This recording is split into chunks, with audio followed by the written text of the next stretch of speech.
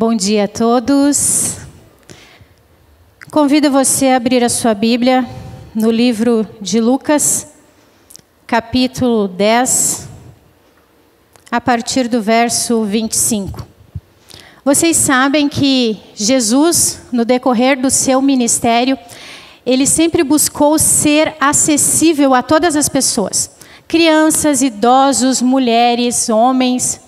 E Jesus, ele tinha uma preocupação de fazer com que a mensagem que ele queria trazer chegasse à realidade de todos. Então, na maioria das vezes, ele partia do que as pessoas já conheciam para trazer conhecimentos e verdades profundas. E nessa manhã nós vamos falar a respeito de uma parábola de Jesus. Gostaria que você acompanhasse a leitura comigo a partir ali do verso 25, que diz o seguinte: certa ocasião, um perito da lei sentou-se para pôr Jesus à prova e lhe perguntou: Mestre, o que preciso fazer para herdar a vida eterna? Interessante. No livro Desejado de Todas as Nações, ali na página 499 em diante, fala que Jesus ele estava falando, pregando a uma multidão, tinha muitas pessoas, e de repente, imagine a cena, levantou um perito da lei para colocar Jesus à prova, porque Jesus era acusado de não seguir ou de menosprezar a lei de Moisés. E agora ele levanta e diz Ellen White que pairou um silêncio na multidão. Todos aguardando o que Jesus responderia, de que forma que Jesus trataria aquele assunto. E quando a gente segue a leitura ali no verso 26, diz o seguinte: Jesus então respondeu: o que está escrito na lei e como você lê? Interessante que Jesus não entrou em discussão, uma vez que o perito da lei, ele era um estudioso da lei de Deus. Ele estudava para ensinar as pessoas, e agora ele levanta ali e questiona Jesus: o que eu posso fazer para herdar a vida eterna? Jesus não entrou em discussão, simplesmente devolveu a pergunta para ele, dizendo assim: o que está escrito? Como você entende? E ele respondeu, dizendo o seguinte no verso 27. Ame o Senhor teu Deus de todo o teu coração, de toda a tua alma, de todas as tuas forças, de todo o entendimento, e o teu próximo como a ti mesmo. E Jesus, no verso 28, respondeu: você respondeu corretamente, faça isso e viverás. Ali ele tentou colocar Jesus à prova, e diz a serva do Senhor no livro Desejado de Todas as Nações, que naquele momento, queridos irmãos, o Espírito Santo, no momento que Jesus fitou ele e falou essas palavras, ele se sentiu um pecador.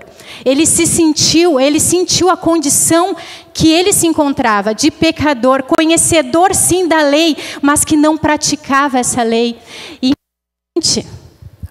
interessante que o texto, no Desejado de Todas as Nações, diz que aquele era um momento, queridos, que ele tinha que se arrepender, se achegar aos pés de Jesus e, de fato, pedir perdão e seguir e realmente cumprir o que ele conhecia da palavra de Deus. Porque, queridos, não basta nós sabermos, não basta nós entendermos, nós precisamos viver. E aqui Jesus estava dizendo para ele: querido, que pergunta é essa? Você conhece muito bem a lei, você sabe o que precisa ser feito, então vai e faça.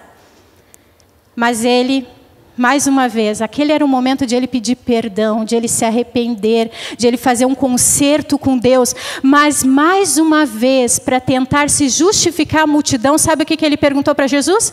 Mas Senhor, quem é o meu próximo? Em resposta a essa pergunta, Jesus conta para nós a parábola do bom samaritano, que diz o seguinte, acompanhem comigo, a partir do verso 30. Não, a partir do verso 29. Mas ele, querendo justificar-se, perguntou a Jesus: quem é meu próximo? Em resposta, Jesus disse: um homem descia de Jerusalém para Jericó, quando caiu na mão de assaltantes. Esses lhe tiraram as roupas, o espancaram e se foram, deixando quase morto. E aconteceu estar descendo pela mesma estrada um sacerdote, que viu o homem e passou para o outro lado. E assim também um levita, quando chegou ao lugar e viu o homem, passou para o outro lado.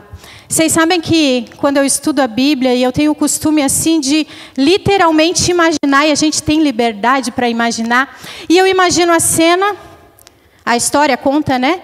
Que um homem descia de Jerusalém para Jericó, a estrada era pedregosa, era uma estrada, uma ladeira, e era, na verdade, aquele lugar era constante assim os casos de violência, de assaltos. E ali um homem que descia, foi assaltado, bateram nele, roubaram, deixaram ele quase morto à beira do caminho. Em seguida, vinha então o sacerdote, eu imagino a cena, você está livre para imaginar, que o sacerdote passou de largo, viu de longe a situação e não fez nada. E aí você pode pensar, como assim? Sabem que o sacerdote ele tinha uma justificativa para não ajudar, né? Ele faria os trabalhos no templo, e por fazer os trabalhos no templo, ele não podia se contaminar, né, com sangue. Então, ele tinha uma justificativa até para não ajudar, mas o interessante é que ele não fez nada. Ele viu, passou de largo e não fez, não ajudou. Seguidamente vinha o quê? Me ajudem? O levita. E diz Ellen White, uma escritora americana, que o levita, ele foi mais curioso. Ele parou, ele olhou, ele viu o tamanho da ferida, mas ele também não fez nada. E sabe por que ele não fez nada? Quem sabe ele poderia ter pensado. Para vocês entenderem, a estrada ela era uma descida, mas ela não era em curva, ela era em linha reta. Então, a gente pode imaginar que o levita, vindo atrás do sacerdote, viu a atitude do sacerdote em não ajudar. E quem sabe ele poderia ter pensado, bom, se nem o sacerdote, se nem o pastor ajudou, quem dirá eu vou ajudar? Vou não. Eu imagino que ele pensou. Mas infelizmente nenhum dos dois pararam para ajudar aquele homem. E interessante, o livro Desejado de Todas as Nações é um livro que eu aconselho você a ler. Diz no livro, que, olha que interessante, que Deus, ele permitiu tanto o sacerdote quanto o levita passar por aquele homem. Deus criou uma oportunidade, olha que interessante, para que eles pudessem demonstrar o amor de Deus por aquele homem. E o céu, diz o livro, que os anjos estavam esperando ver essa atitude de amor. Em contrapartida, o que foi visto? Eles passaram de largo. E o mais interessante que eu achei na leitura desse livro, fala que essa história não é uma história contada. Na página 499 diz o seguinte, na íntegra. Isso não era uma cena imaginária ou mas uma ocorrência verídica.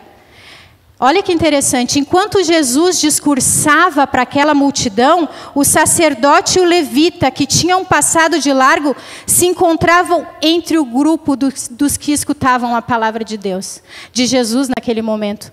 Então, enquanto Jesus contava essa parábola, queridos, sacerdote e levita estavam ali, em meio àquela multidão. Mas é interessante, e isso é muito importante, o que te chama a atenção na atitude desses dois? O que te deixa triste na atitude desses dois? Na minha, é que eles foram omissos. Eles foram covardes. Porque, queridos, quando você vê uma pessoa sofrendo, quando você vê uma pessoa que precisa de ajuda, e você se isenta da responsabilidade, você está sendo omisso, como o sacerdote e o levita foram nessa situação.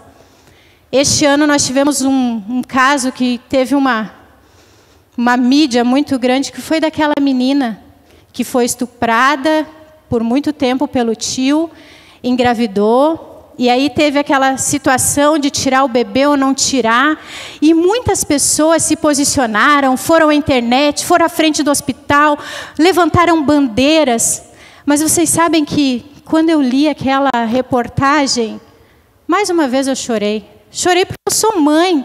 E eu pensei o seguinte, como pode? Ninguém viu.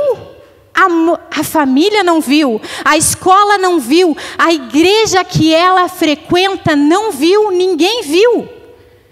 Queridos, através dessa parábola, Deus está nos chamando para termos empatia. Olhar as pessoas nos olhos, de fato se importar, conhecer as pessoas, conhecer os irmãos da igreja. Quantas vezes a gente entra por aquela porta e se cumprimenta: oi, tudo bem? Feliz sábado? Como você está? Quantas vezes, mas agora a pergunta: quantas vezes você parou para ouvir a resposta? Quantas vezes de fato você olhou nos olhos das pessoas? Quantas vezes de fato tu se importou, você se interessou, você quis saber?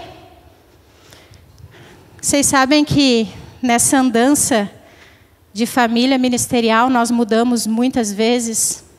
Tivemos a oportunidade, nós somos aqui do Rio Grande do Sul, de ir para o norte, coisa que eu nunca tinha imaginado, morar no norte do país. E lá o meu esposo era departamental e eu frequentava uma igreja, basicamente do tamanho aqui da igreja do Iguatemi. Eram muitas pessoas, muitas. E eu lembro de uma irmã, que nós tínhamos uma vida bem comum na igreja. Ela tinha os meninos da idade dos meus, ela era professora da escolinha dos primários, eu era professora do jardim. Ela era diretora do clube de aventureiros, o meu filho participava do clube de aventureiros. E muitas vezes, queridos, muitas vezes eu passei por ela e fiz a famosa pergunta: oi, tudo bem? Bom sábado? Muitas vezes eu cruzei por ela nos corredores da igreja, muitas. E nós tínhamos uma vida bem comum, nos conhecíamos. Mas uma vez, certo dia, chegou a notícia, numa quarta-feira, que essa moça que eu cumprimentava na igreja, que eu encontrava no clube de aventureiros, havia se atirado do 8º andar de um edifício médico. Naquele dia, eu disse assim: Senhor, como assim? Como pode? Como que eu não vi? Como que eu cruzava por ela e eu não vi que essa mulher estava com uma dor tão grande? Porque aquela atitude foi o extremo da dor. Aquela atitude foi o extremo da dor. E eu olhava para ela, queridos, e ela... A família dela era uma família bem estruturada, financeira, linda, bem envolvida na igreja, ela sempre presente. Mas eu disse: Senhor, como pode? Como que eu não vi? Como que ninguém viu? Como que o esposo não viu? E sabe por que eu não vi? Porque nós nos relacionamos de forma superficial. De fato, muito pouco nós nos importamos com os outros. Queridos, nós estamos vivendo num período de pandemia. E eu, quando olho para a parábola do bom samaritano, eu imagino que Deus está nos dando a oportunidade, em meio a uma pandemia, em meio à necessidade que muitas pessoas estão tendo de sermos pessoas que nos importamos. Pessoas que olham nos olhos, pessoas que querem ajudar, pessoas que se amem. A nossa igreja, queridos, tem que ser conhecida aí fora como uma igreja que se ama, que se cuida, que se importa, que ampara, que levanta o caído. Quantas vezes, queridos, e desculpa a sinceridade, mas eu acredito que este é o momento para isso. Quantas vezes nós somos tardios, né, em elogiar, em cuidar, em amar, mas somos rápidos em criticar, não é assim? Somos rápidos, às vezes a gente vem para a igreja e o nosso espírito aqui tem que ser de honrar e adorar a Deus, o único objetivo de nós virmos aqui. Mas às vezes a gente vem, parece que procurando um defeito, né? Uma palavra errada do pregador, uma conjugação verbal não correta, uma nota que desafina. Queridos, precisamos nos amar mais. Precisamos nos importar mais, precisamos olhar as pessoas nos olhos. Você sabe da necessidade dos seus irmãos? Vocês sabem que lá em casa a gente tem o hábito de acordar cedo. Eu durmo, como eu falei lá no início, bem cedo. Durmo com as galinhas, esse foi o hábito que a minha mãe me deu. E acordo também muito cedo. 4h30, 5 horas eu já estou de pé. E eu tenho o hábito de orar. Orar pelas pessoas, orar pelas famílias, de fato ligar para as pessoas. Eu sei que é muita gente, mas se cada um de nós cuidar de alguém aqui dentro, nós vamos nos cuidar e nos amar. E eu tenho feito isso. E eu te convido a fazer isso. Porque às vezes nós estamos preocupados, irmãos. E isso não é que não seja importante, mas às vezes nós estamos preocupados muito com coisas, com coisinhas minúsculas. Mas Deus nos chamou para cuidar de quem? De pessoas. Ainda bem que a parábola não termina no sacerdote, no levita, né? Eu quero que você acompanhe comigo a partir do verso 33, que diz o seguinte: mas um samaritano, estando de viagem, chegou aonde se encontrava um homem, e quando viu, teve piedade dele, aproximou-se, enfaixou as feridas, derramou nelas vinho e óleo, depois colocou sobre o seu próprio animal e o levou para uma hospedaria, cuidou dele. No dia seguinte, deu 2 denários ao hospedeiro e disse: cuide dele. Quando eu voltar, pagarei todas as despesas que tiver. Fantástico. Hoje meu marido pregou sobre chamado e propósito. Esse é o chamado e o propósito de Deus um dia nos alcançar. Quando eu olho para o samaritano, é isso que Deus espera de cada um de nós, irmãos. Porque senão nós vamos estar aqui perdendo o nosso tempo. Porque olha bem, olha a atitude do samaritano. Ele passou, ele olhou, ele parou. Porque você só vai ver o tamanho da ferida. Ele tratou, ele derramou vinho e óleo. Ele tirou suas vestes e envolveu este homem. Ele colocou em cima do seu cavalo, levou a uma hospedaria. Olha que interessante, ele passou a noite cuidando dele. Pagou e disse assim: se ele ficar mais alguns dias e precisar gastar mais, eu pago. Interessante, né, queridos? Como eu falei para vocês, eu gosto de estudar a Bíblia e a minha mente viaja. Mas sabe o que me chamou a atenção? Esse samaritano, ele levava consigo o óleo, o vinho e a atadura. Ele estava preparado para ajudar. Ele saiu, quem sabe, eu imagino, e eu estou livre para imaginar, a gente tem liberdade para imaginar. Eu imagino ele saindo de casa, colocando na sua mochila, na sua bolsa, óleo, atadura, né? Pensando o seguinte: vai que eu encontre alguém que precise? Pode ser que não encontre, mas se eu encontrar, eu estava preparado. Ele foi intencional, queridos. O nosso cristianismo tem que ser intencional. Deus está nos chamando para amar, para cuidar. E esse período de pandemia, você pode olhar com os olhos negativos, mas eu vejo este momento como um momento de oportunidades. Oportunidade que Deus está dando a mim e a você de amar, de cuidar primeiro dos nossos queridos aqui dentro, mas depois amar e alcançar as pessoas aí fora, porque não existe evangelismo mais eficaz do que o amor. Não existe. Não tem outra forma melhor de alcançar as pessoas do que amar as pessoas. Porque quando as pessoas conhecerem o amor de Jesus através de nós, elas não vão ter dificuldade nenhuma de seguir e aceitar esse Deus.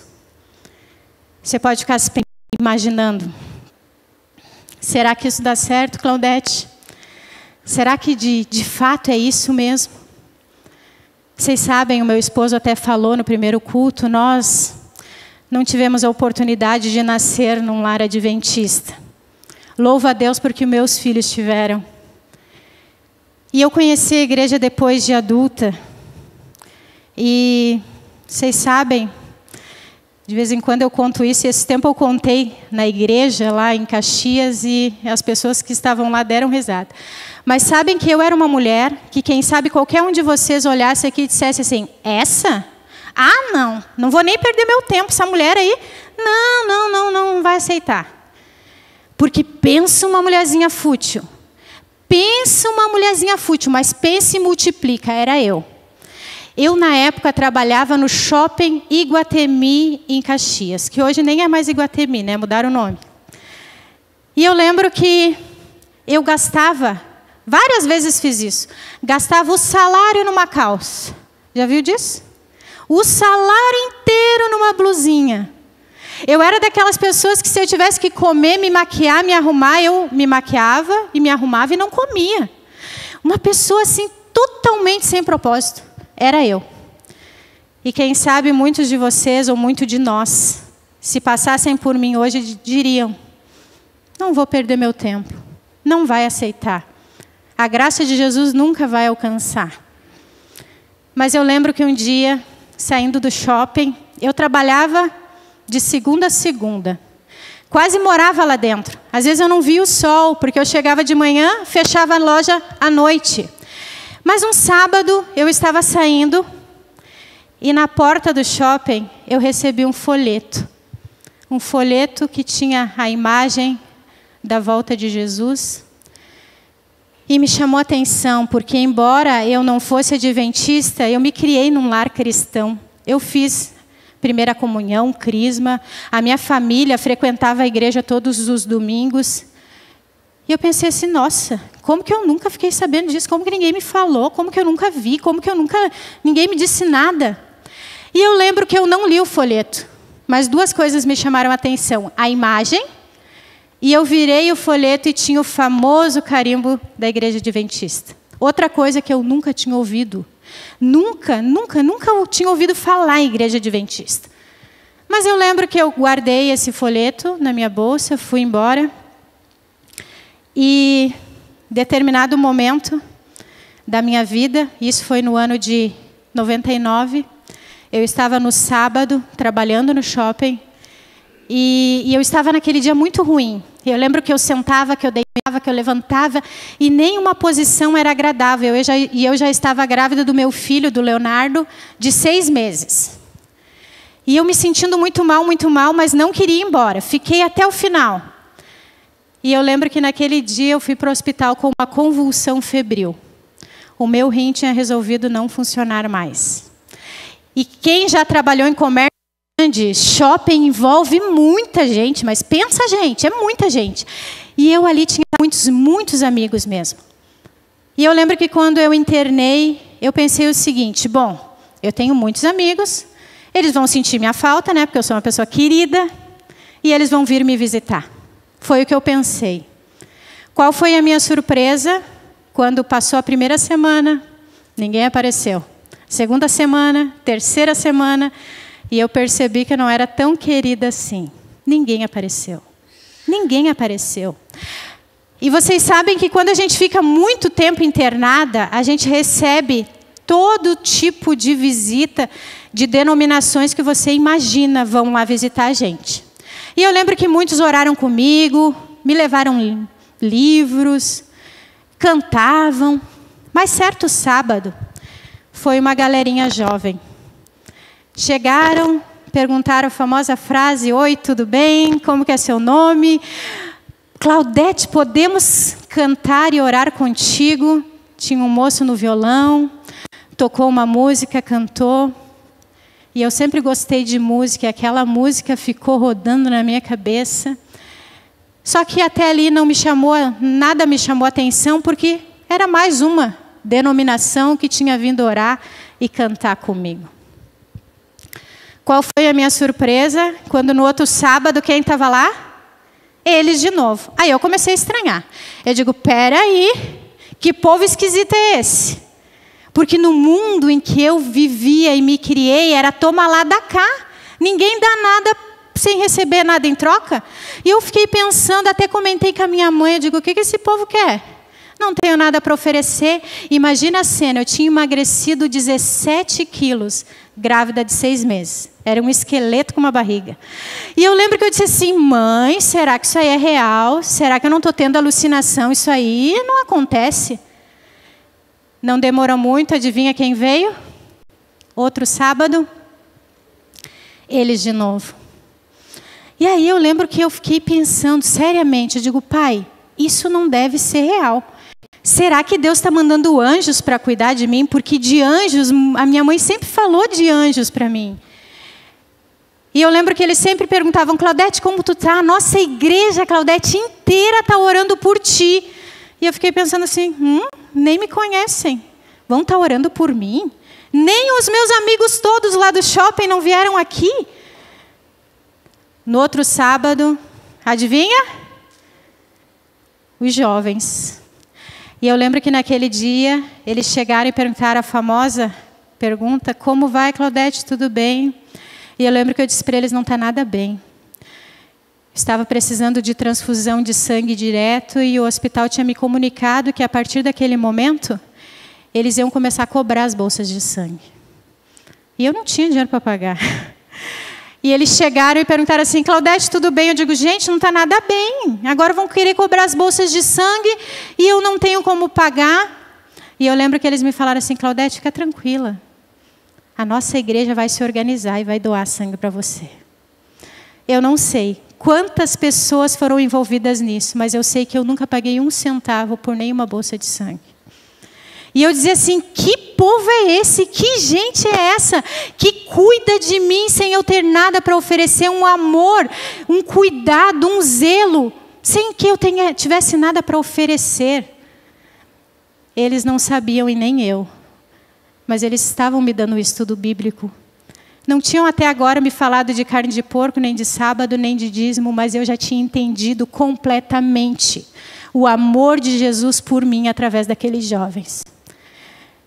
Esses tempos, eu tive a oportunidade... Não, seguindo a história, deixa eu contar direito.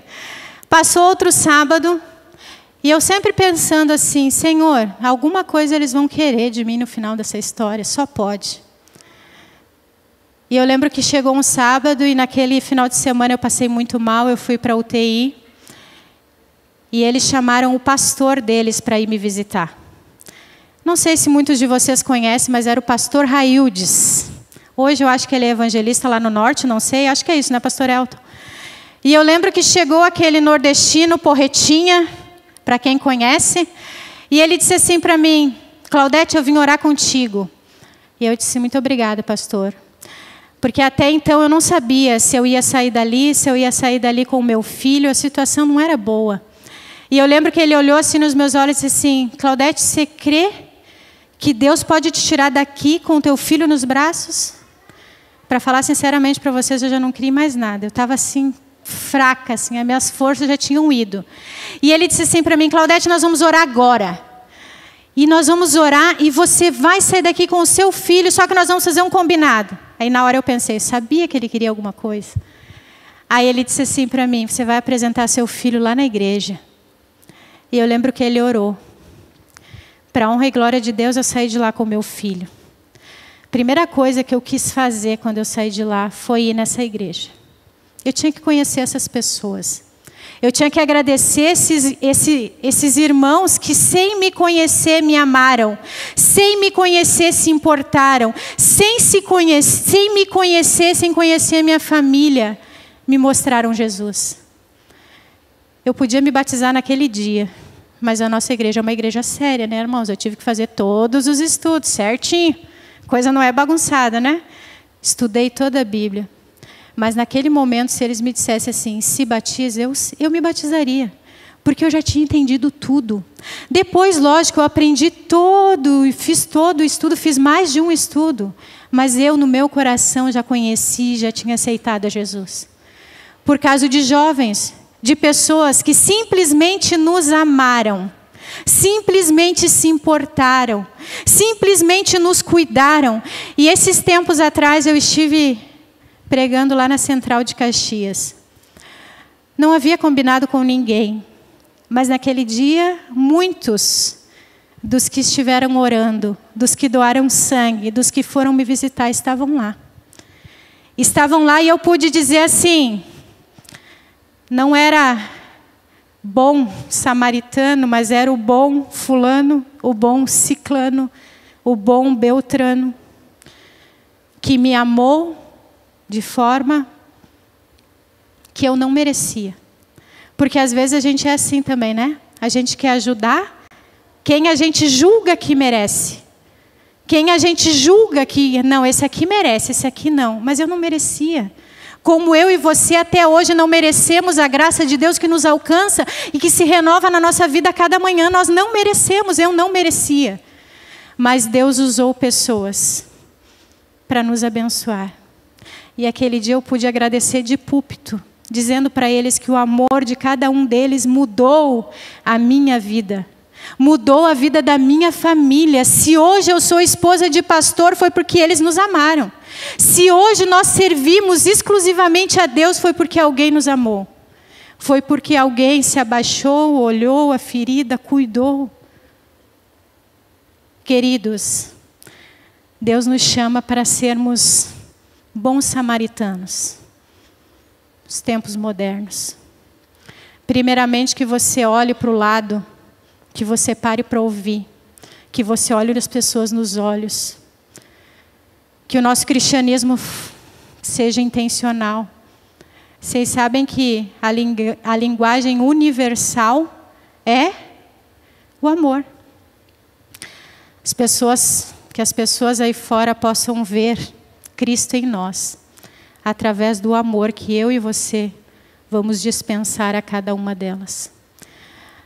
Tenho certeza que a nossa igreja não está nesse lugar por acaso. Deus colocou essa igreja e colocou cada um de nós aqui com um objetivo: amar aos outros. Nossa igreja, queridos, tem que ser como a igreja conhecida como a igreja do amor, a igreja que se ama. E nós não vamos precisar sair na rua buscar as pessoas, porque elas vão vir. Elas vão querer saber.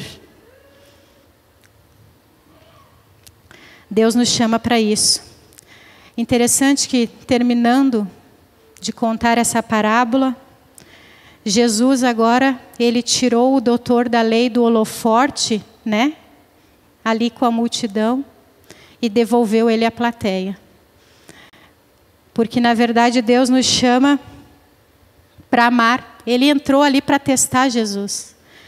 Mas Jesus quebrou ele, né? Ele saiu miudinho do contexto.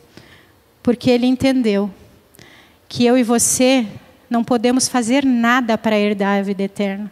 A vida eterna é dada a nós de graça, sem merecimento.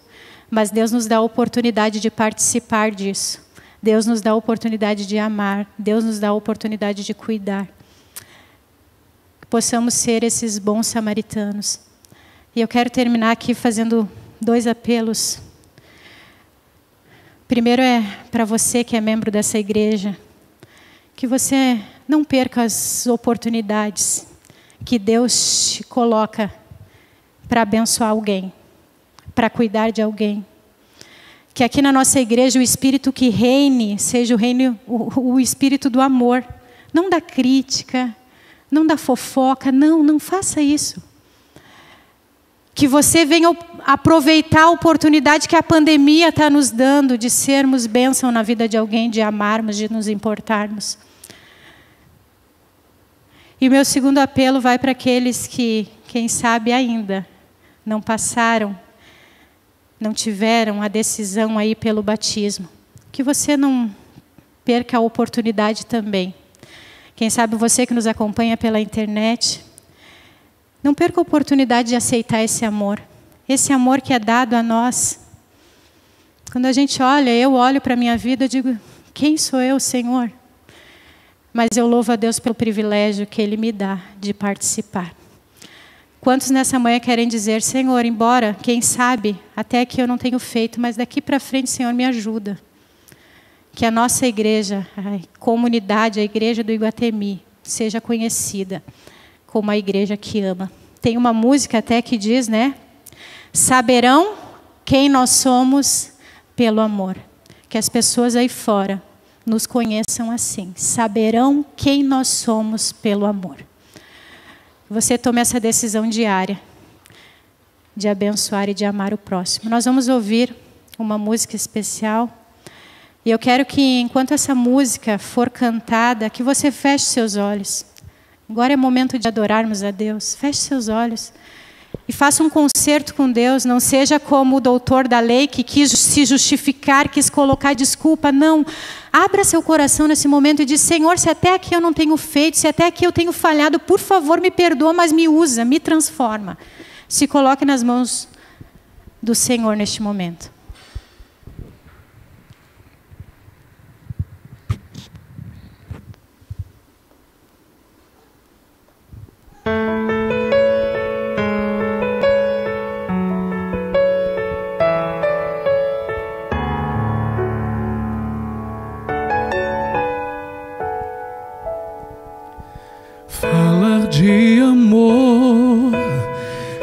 mais fácil que viver foi um sacerdote que fingiu não perceber um homem quase morto pelo chão.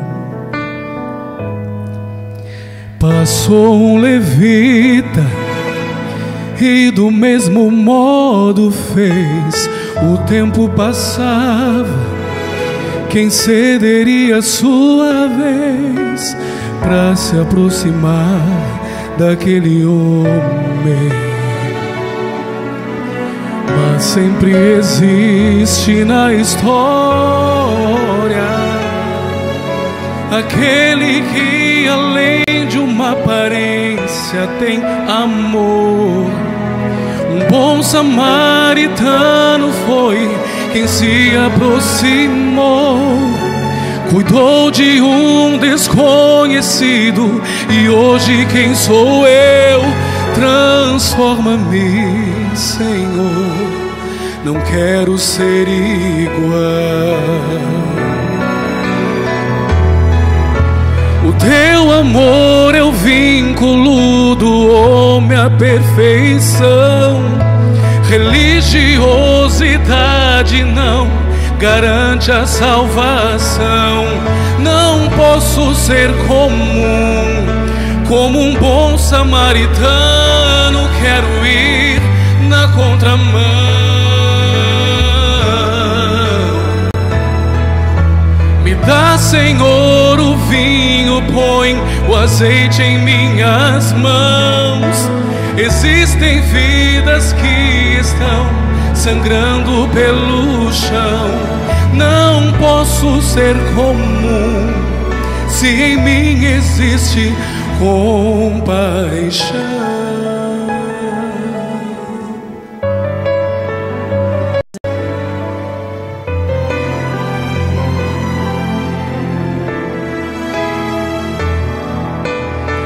Sempre existe na história aquele que além de uma aparência tem amor. Um bom samaritano foi quem se aproximou, cuidou de um desconhecido, e hoje quem sou eu? Transforma-me, Senhor, não quero ser igual. O teu amor é o vínculo do homem à perfeição. Religiosidade não garante a salvação. Não posso ser comum, como um bom samaritano. Quero ir na contramão. Me dá, Senhor, o vinho, põe o azeite em minhas mãos. Existem vidas que estão sangrando pelo chão.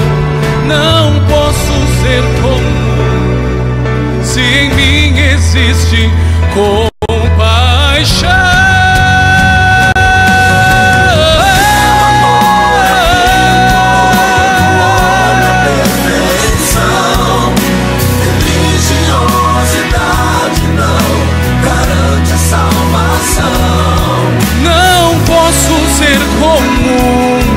Como um bom samaritano, quero ir na contramão.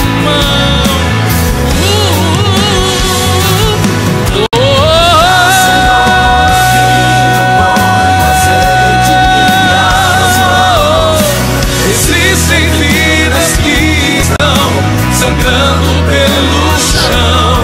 Não posso ser comum se em mim existe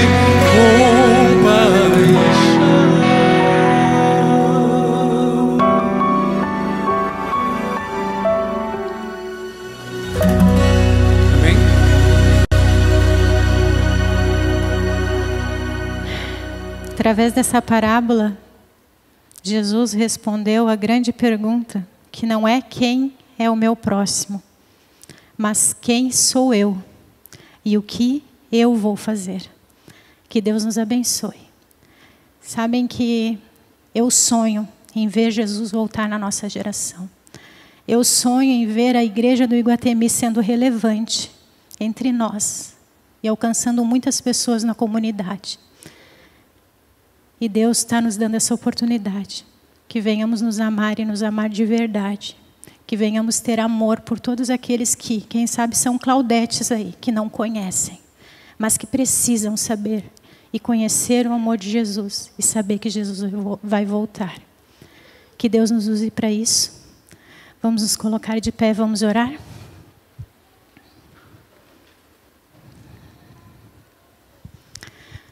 Pai querido que estás nos céus, muito obrigada, Senhor, porque através de Jesus nós encontramos graça, Pai. Muito obrigada, Senhor, porque esta graça se renova na nossa vida a cada manhã. Muito obrigada, Pai, porque essa graça um dia nos alcançou. Um amor, Pai, um amor tão grande que eu e ninguém aqui consegue imaginar. Mas o certo é que não merecíamos e o Senhor nos amou e entregou o que tinha de melhor por amor a cada um de nós. Nos ajude, Senhor, a não só ler, cantar, mas a viver esse amor, Senhor. Que possamos nos importar uns com os outros e nos amar e nos cuidar e nos amparar e levantar o caído, Pai. Ajude, Pai, que essa igreja possa ser conhecida como a igreja do amor, como uma igreja que se importa. E com certeza, Pai, essa igreja irá encher.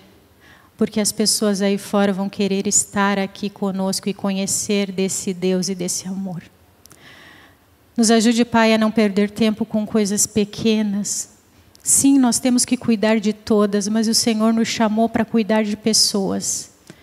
Faça com que o inimigo não tenha poder e não nos tire a atenção, Pai, do foco, do chamado que o Senhor tem e do propósito que o Senhor tem para cada um de nós. Abençoa, Pai, o pastor dessa igreja. Abençoa, Senhor, a liderança, os anciões dessa igreja. Abençoa, Pai, a cada diretor de departamento, a cada família, Senhor. Queremos e precisamos que o Senhor volte, Pai. Nos use para isso, Senhor. Nós não merecemos, mas agradecemos a oportunidade de participar disso.